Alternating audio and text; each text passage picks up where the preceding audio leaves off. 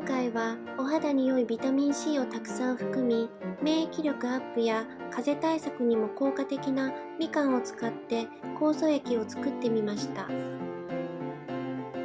材料はみかん 500g、白砂糖 550g、米麹 5g です。最初にみかんをきれいに洗います。農薬が心配な場合は重曹で洗うようにします。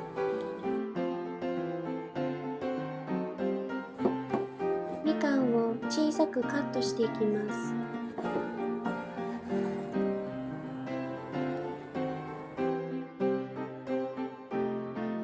白砂糖 550g、米麹 5g を用意します。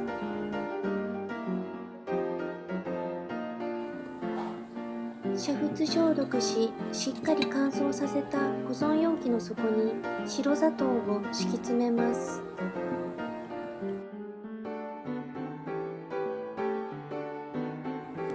次はみかんを入れます。何回かに分けて入れたいので全部は入れません。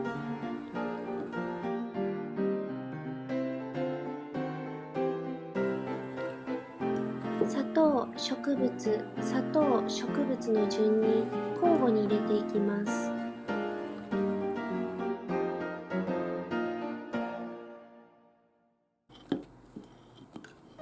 最後に砂糖を敷き詰め、米麹 5g を入れます。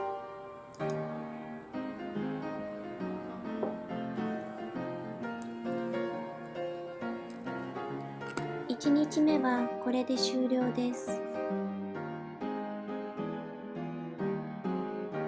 2日目からは毎日1日 1、2回素手で混ぜます。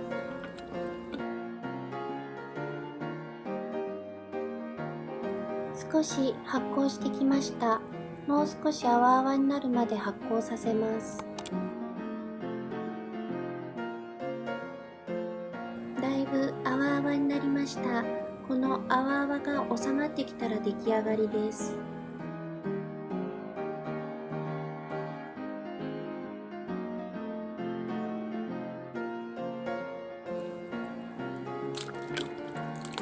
ボウル、ざる、ガーゼなどを用意し、酵素液を丁寧にこしていきます。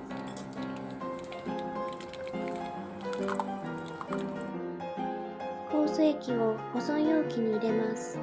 酵素はまだ発酵しているので、蓋を緩めて冷蔵庫で保存します。そのまま飲んでも良いですが、水や炭酸水と割って飲んでも美味しくいただくことができます。みかんのシンプルな味なので、小さなお子様にもおすすめです。